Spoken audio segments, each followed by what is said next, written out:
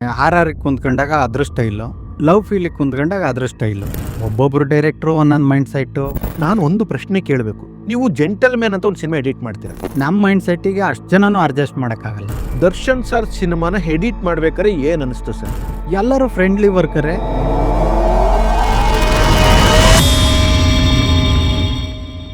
ಪ್ರೀತಿಯ ವೀಕ್ಷಕರೇ ನಮಸ್ಕಾರ, SRP ಮಾಧ್ಯಮಕ್ಕೆ ಸ್ವಾಗತ.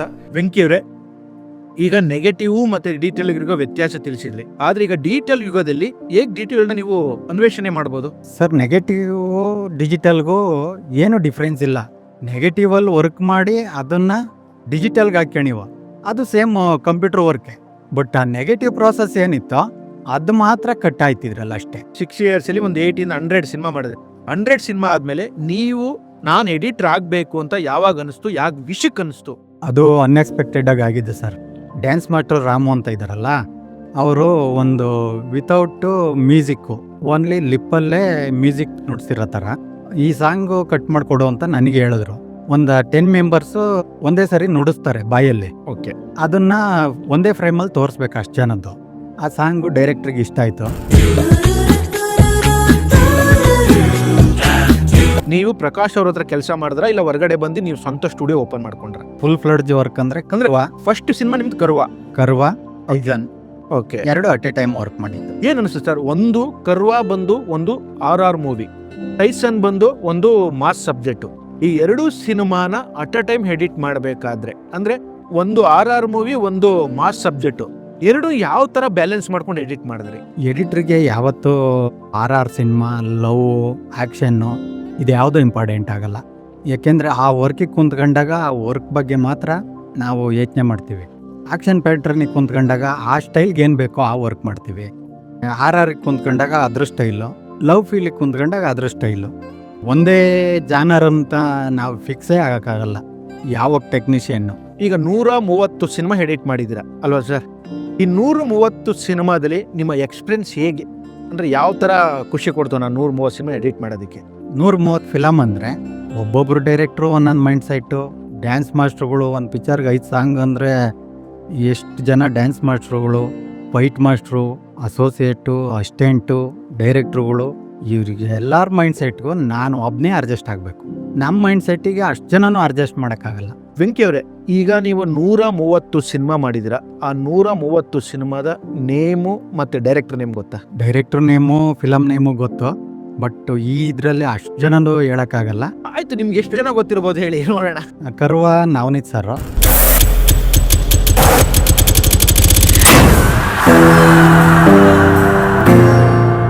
ಅದಾದ್ಮೇಲೆ ನಮ್ಮ ರಾಮನಾರಾಯಣ್ ಸರ್, ಇವರಿಬ್ಬರನ್ನಂತೂ ಮರೆಯೋಕ್ಕಾಗಲ್ಲ.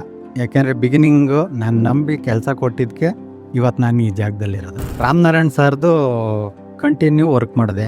ಕ್ರ್ಯಾಕು, ರಾಜ ಮಾರ್ತಾಂಡ, ಪ್ರಜ್ವಲ್ ದೇವರಾಜ್ದು ಅಬ್ಬರ, ಅದಾದಮೇಲೆ ಶಂಕರ್ ಕೋನ್ಮನಹಳ್ಳಿ ಅವ್ರದ್ದು ಶಂಭೋ ಶಿವಶಂಕರ, ಬಿಂಗೋ, ಕಾಣದೂರಿಗೆ, ಮಾಚಂದ್ರ ಅವ್ರದ್ದು ಶಿವನ ಪಾದ, chemistry of Kariyappa, Ananth shine ಅವ್ರದ್ದು.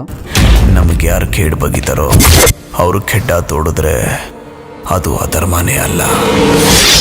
ವಿರಾಟ ಪರ್ವ, ಸಂಯುಕ್ತ, ದಶರಥ, ಉಗ್ರಾವತಾರ, ಭರ್ಜರಿ ಗಂಡು, ಡಿಸೆಂಬರ್ 24, ಕಾನೂನು ಅಸ್ತ್ರ, ರಾಜಹಂಸ, ತುಂಬ ಜನ ಡೈರೆಕ್ಟ್ರುಗಳ ಜೊತೆ ವರ್ಕ್ ಮಾಡಿದೆ. ನೀವು ಕನ್ನಡ ಬಿಟ್ಟು ಬೇರೆ ಯಾವ್ಯಾವ ಸಿನಿಮಾ ಎಡಿಟ್ ಮಾಡಿದ್ದೀರಾ, ಅಂದರೆ ಯಾವ್ಯಾವ ಲ್ಯಾಂಗ್ವೇಜಲ್ಲಿ ಸಿನಿಮಾನ ಎಡಿಟ್ ಮಾಡಿದ್ದೀರಾ? ಕನ್ನಡ ಬಿಟ್ಟು ತುಳು, ಕರ್ಣೆ ಅಂತ ಒಂದು ವರ್ಕ್ ಮಾಡಿದ್ದೆ. ತಮಿಳ್ದು ರಾಜ ಪಾರ್ವೆ, ಮರಾಠಿದು ಮೊಜ್ನು ರಾಜಾರಾಣಿ.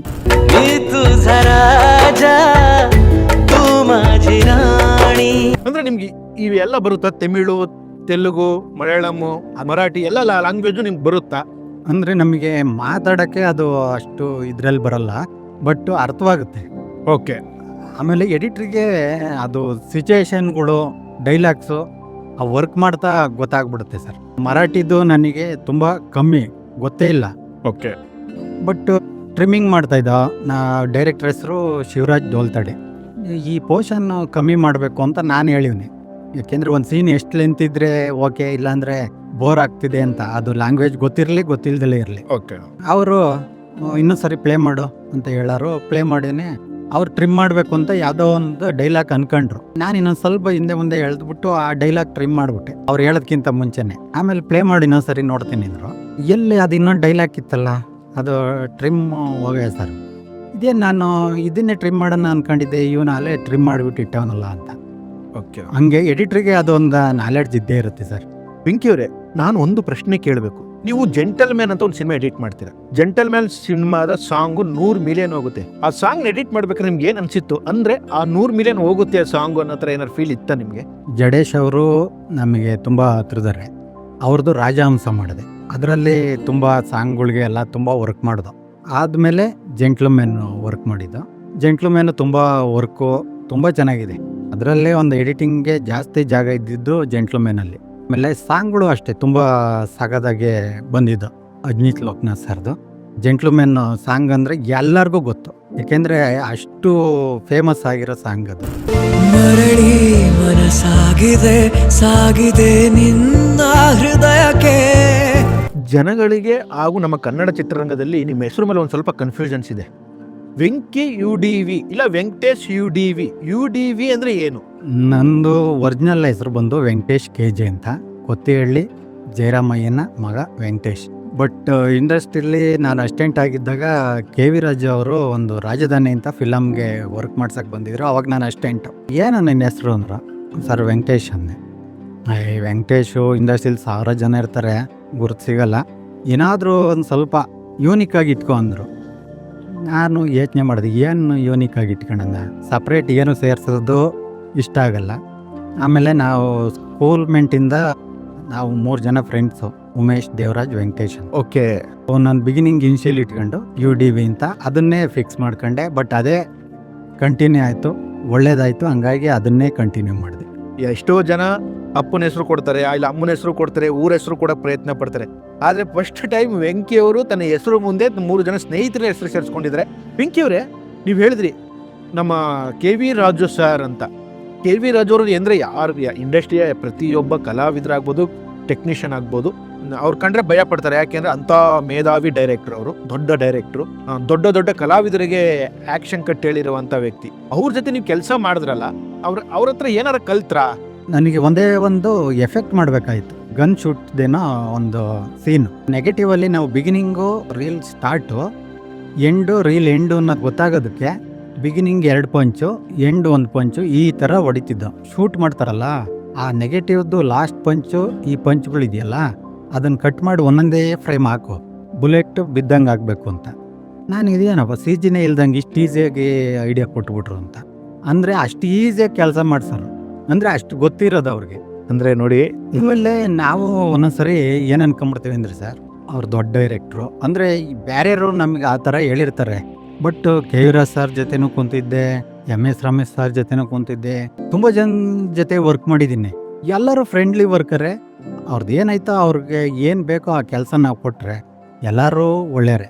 ನೀವು ದರ್ಶನ್ ಸರ್ನ ಪಕ್ಕ ಅಭಿಮಾನಿ. ದರ್ಶನ್ ಸರ್ನ ನೋಡಿಕೊಂಡು ಇಂಡಸ್ಟ್ರಿ ಬಂದಂಥ ವೆಂಕಿ UDV ಅವರು ದರ್ಶನ್ ಸರ್ ಸಿನಿಮಾನ ಎಡಿಟ್ ಮಾಡ್ಬೇಕಾದ್ರೆ ಏನು ಅನಿಸ್ತು ಸರ್?